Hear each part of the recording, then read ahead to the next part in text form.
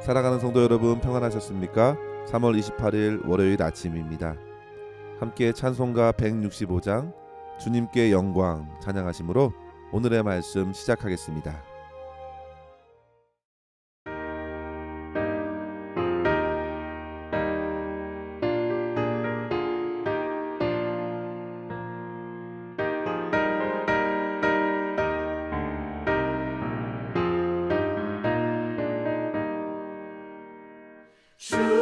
주님께 영광 다시 사신 주 사망 권세 모두 이기시었네. 흰 옷 입은 천사 돌을 옮겼고 누우셨던 곳은 비어 있었네. 주님께 영광 다시 사신 주 사망 권세 모두 이기시었네. 부활의 주님 나타나시사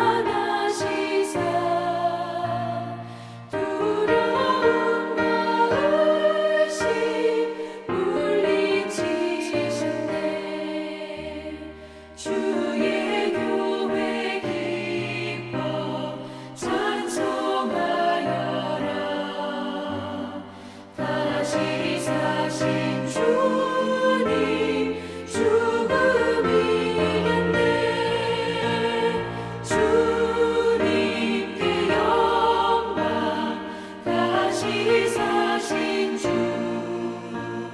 사망 권세 모두 이기시었네.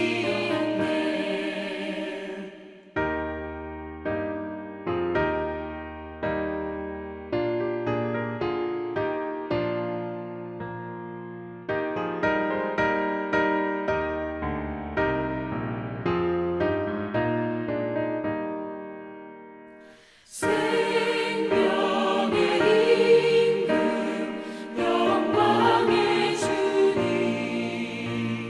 주님 없는 삶은 헛될 뿐이라. 주의 사랑으로 세상 이기고 요단 건너 본향 가게 하소서. 주님께 영광 다시 사신 주 사망 권세 모두 이기시었네.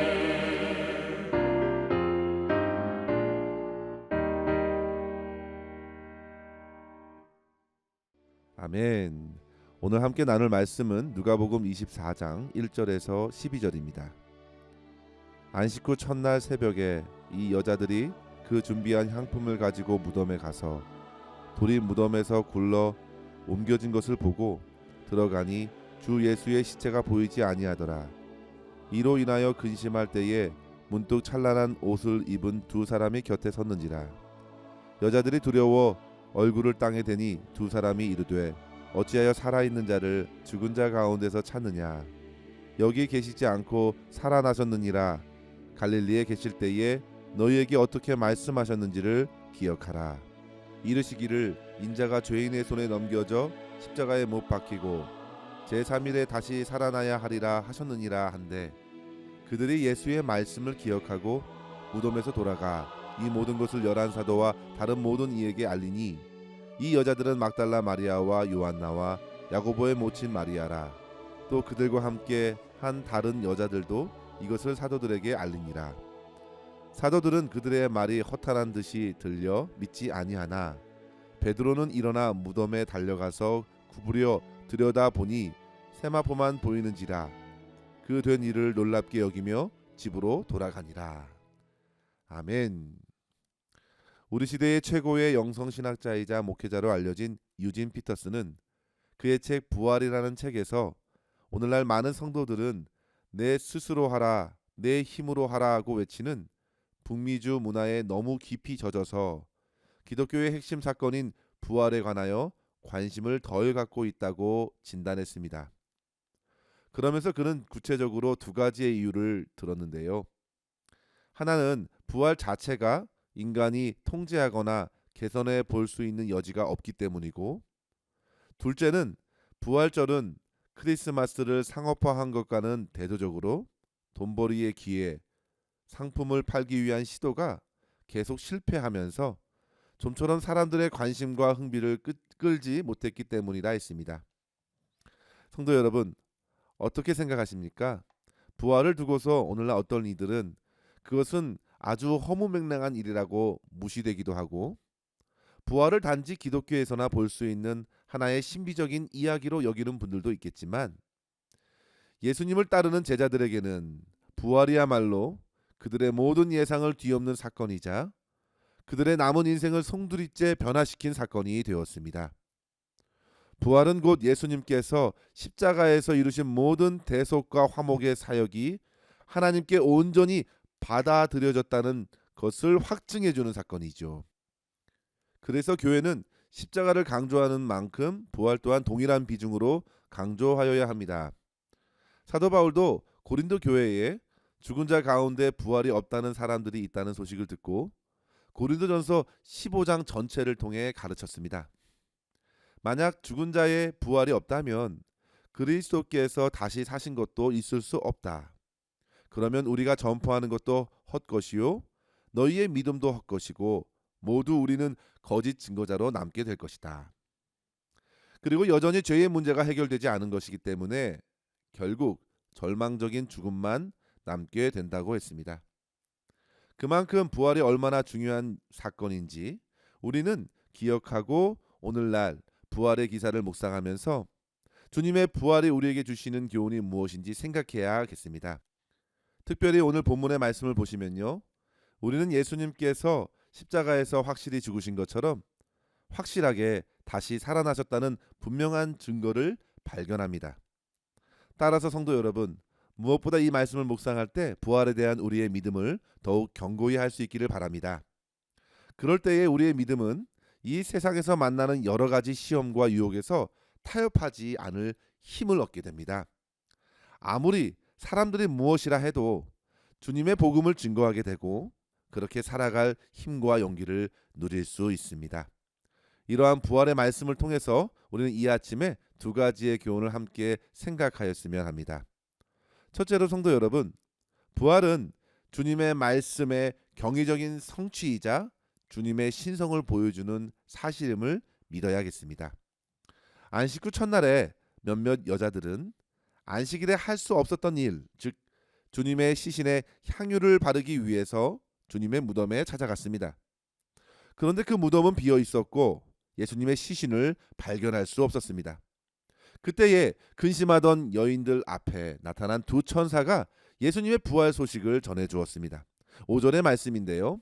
여자들이 두려워 얼굴을 땅에 대니 두 사람이 이르되 어찌하여 살아있는 자를 죽은 자 가운데서 찾느냐 하였습니다. 예수님은 이미 살아나셨다. 너희에게 어떻게 말씀하셨는지를 기억해 보라고 일깨워 주었습니다. 그러자 여인들은 그동안 주님께서 하셨던 말을 기억해냅니다. 그리고 제자들에게 가서 그 소식을 전하였습니다. 사랑하는 성도 여러분, 주님의 부활을 믿으십니까? 어떤 분은 아직 믿어지지 않는다고 말씀하실 수도 있습니다. 그런데 잘 보십시오. 마태복음에서는요, 종교 지도자들이 예수님께서 하셨던 말씀을 먼저 기억하고 심지어 경비병까지 동원해서 무덤 앞을 굳게 지켰다고 증언합니다. 그런데 마태복음 28장 2절에 보시면요, 새벽에 큰 지진이 나서 주의 천사가 하늘로부터 내려와 돌을 굴려내고 그 위에 앉았다 했습니다. 그러니 그 무덤의 천사는 누가복음에 등장한 동일한 천사가 됩니다. 이미 주님께서 살아나셨는데 이후 대제사장들과 장로들이 군인들에게 돈을 주어서 이야기를 만들어내지요. 제자들이 밤에 군인들이 자는 틈을 타서 시체를 도둑질했다는 것입니다. 그러나 실상은 그때까지 제자들은 부활을 믿지 않았다는 사실입니다. 사랑하는 성도 여러분, 예수님께서는 부활하셨습니다. 이러한 부활의 사건을 가지고 존 스토트는 왜 주님의 부활을 믿어야 하는가라는 질문에 이렇게 대답하였습니다. 주님의 부활은 그의 신성에 부합하기 때문에 믿어야 한다. 초자연적인 인물은 초자연적 방법으로 세상에 오고 가는 것이 또한 합당하고 자연스러운 일입니다. 그러면서 그는 말하기를 예수님의 출생은 자연적이었지만 예수님의 동정녀 잉태는 초자연적이었다. 그의 죽음은 자연적이었지만 그의 부활은 초자연적이었다.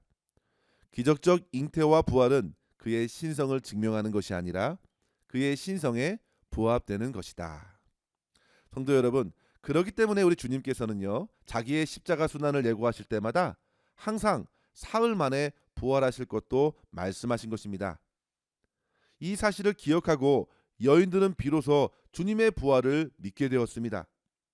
사랑하는 성도 여러분, 우리 주님께서는 인간으로 오셨습니다. 그러나 그분은 하나님의 아들이십니다. 이 땅에서 죽은 자를 살리셨고 바다를 걸으셨고 풍랑을 가라앉히셨습니다. 주님의 이 같은 능력은 능히 자신의 부활을 가능케 하셨습니다. 로마서 1장 4절에도 바울이 이렇게 선포하죠. 죽은 자들 가운데서 부활하사 능력으로 하나님의 아들로 선포되셨다. 성도 여러분, 우리 주님께서 부활하셨습니다. 약속의 말씀대로 그렇게 살아나셨습니다. 따라서 우리가 주님의 부활을 더욱 굳게 믿는 자로 살아가기 위해서는 무엇보다도 주님께서 하신 말씀을 추적해야 하겠습니다. 주님의 말씀은 하나도 땅에 떨어지지 않았고 모두 이루셨습니다. 부활은 그 주님의 말씀의 하나의 성취입니다. 주님의 부활은 더 이상 사망이 인생을 무너뜨릴 수 없음을 보여준 것입니다. 사망 권세가 십자가에서 꺾였고 부활로서 새로운 생명의 역사가 시작됨을 나타내신 것입니다. 따라서 성도 여러분, 주님의 부활을 통해 힘을 얻으시고 오늘을 살아가는 생명으로 삼으십시오. 주님께서 부활의 역사를 주님을 사랑하는 여인들에게 처음으로 보여주신 것을 기억하십시오. 그 여인들의 이름을 누가는 분명히 전하였습니다. 10절에 보시면요, 막달라 마리아, 요한나, 야고보의 모친 마리아, 그리고 또 다른 여인들이었습니다. 그들 모두가 주님을 기억하고 사모했고 주님의 시신을 돌보려 했는데 뜻밖의 부활의 역사를 처음 확인하게 된 증인들이 되었습니다. 성도 여러분, 주님을 사모하는 이들에게 주님의 역사를 먼저 경험케 하심은 당연한 처사였습니다. 우리에게도 이러한 은혜가 부어질 수 있기를 소망합니다. 주님을 사랑하는 마음으로 나아갈 때 실망과 근심으로 무덤을 대할 것이 아니라 확신과 소망으로 무덤을 떠나 부활의 경이로운 역사를 전하고 장차 우리에게 부어질 부활의 소망으로 오늘을 힘있게 살아갈 수 있기를 주의 이름으로 간절히 축원합니다. 둘째로 성도 여러분, 부활의 최초의 증거자들을 제자들도 무시했고 더디 믿었음을 보면서 사람들의 더디 믿는 것에 낙심하지 말고 끝까지 부활의 주님을 바라보시기 바랍니다. 이후에 주님께서 부활의 몸으로 제자들에게 나타나셨죠. 결국 그제서야 제자들은 주님의 부활을 믿게 되었고 그들은 완전히 180도 달라진 모습으로 복음을 전했습니다. 성도 여러분, 사람의 생각과 이성에 근거하여 복음을 최대한 설명할 수는 있습니다. 그러나 믿음은요, 주님께서 주시는 은혜로 갖게 됩니다. 주님께서 믿음의 눈을 열어주셔야 합니다. 여인들도 처음에 빈 무덤 앞에서 근심했습니다. 그러나 천사의 메시지와 그동안 들은 말씀을 기억하여 믿게 되었습니다. 우리의 믿음은 그렇게 주님의 은혜와 말씀에 절대적으로 의존합니다. 제자들도 그러했습니다. 그들은 11절에 보시면요, 여인들의 말이 허탄한 듯이 들려 믿지 아니하였고 베드로가 달려가 확인하였지만 그 또한 그저 놀랍게 여기며 돌아갈 뿐이었습니다. 성도 여러분, 도무지 믿어지지 않으니까 베드로가 달려간 것입니다. 그와 제자들의 마음이 허탄했다 했는데요, 영어로는 넌센스입니다. 터무니없는 말로 받은 것입니다. 그러나 잠시 후에는 그들도 믿게 되었습니다. 성도 여러분, 항상 복음을 처음 증거자들은 이러한 불신에 대한 벽을 만나게 됩니다. 여성들이 계속 이야기해도 허탄한 소리로 들었던 제자들을 보십시오. 그들이 예수님께 3년간 배운 사람들이 맞는가 의심될 정도입니다. 그러나 인간의 수준이 그렇습니다. 그런 제자들마저도 주님께서 깨우치시고 믿음을 주셔서 주님의 증인으로 삼으셨음에 주님을 찬양하게 됩니다. 사랑하는 성도 여러분, 주님의 부활의 증거는 주님을 사랑하는 여인들이 가장 먼저 받게 되었습니다. 그리고 곧 부활의 소식을 전하였고 낙심에 빠진 영혼들을 깨웠습니다. 오늘 우리에게 주신 이 부활의 말씀 또한 저와 여러분에게 큰 확신으로 주어져서 오늘을 살아가면서 세상의 허탄한 이야기에서 벗어나 사망 권세를 깨뜨리신 주님의 부활을 굳게 믿음으로 이 땅의 죽음을 향해서 죽음을 선포하고 부활 생명으로 오늘을 힘있게 살아갈 수 있기를 주의 이름으로 간절히 축원합니다. 기도하겠습니다.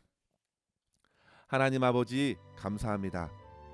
저에게 오늘 아침에 주님의 부활의 소식을 들려주셔서 감사합니다.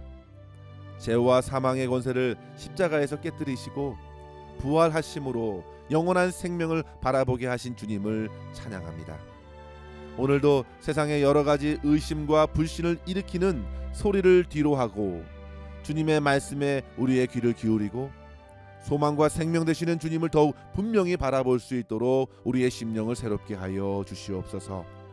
날마다 주님을 더욱 사랑하는 마음으로 주님을 의지하게 하여 주시고 부활의 생명을 오늘 우리의 심령에 가득 부어주셔서 어떤 상황 속에서도 흔들리지 않고 주님의 생명을 풍성히 누리며 삶 가운데서 만나는 모든 사람들에게 길과 진리와 생명 되신 우리 주님을 나타내게 하여 주시옵소서. 오늘도 우리의 모든 삶을 주님께 의탁하옵고 우리 구주 예수님의 이름으로 간절히 기도하옵나이다. 아멘. 사랑하는 성도 여러분, 오늘도 주 안에서 승리하시길 바랍니다. 감사합니다.